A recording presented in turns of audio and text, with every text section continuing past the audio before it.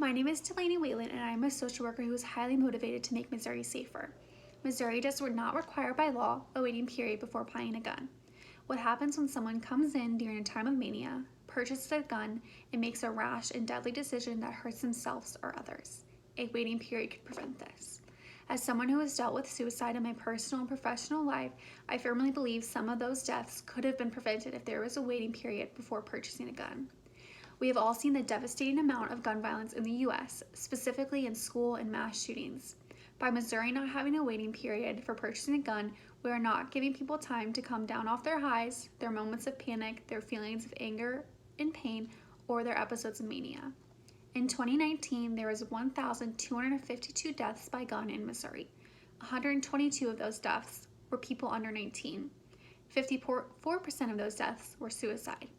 Missouri has the 7th highest gun death rate in the U.S. These numbers are not okay.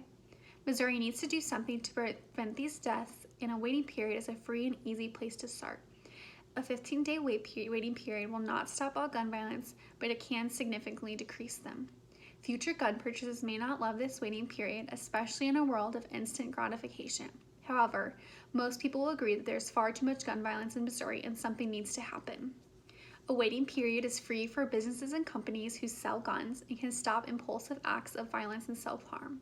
It can help police have time to investigate illegal purchases where a lawful buyer purchases a gun for an unlawful buyer. It will also help guarantee that background checks are completed because they currently have only 3 days to be completed. There may be a decrease in gun sales, but isn't that worth it if we are saving lives? As a social worker who works closely with the citizens of Missouri, I know firsthand the devastating effects of gun violence, and I'm willing to do whatever it takes to decrease these heinous acts. I'm looking for a partner to team up with and to make changes at the state level. I need someone who has influence in the Missouri government, and I know that you do, and I want you as my teammate.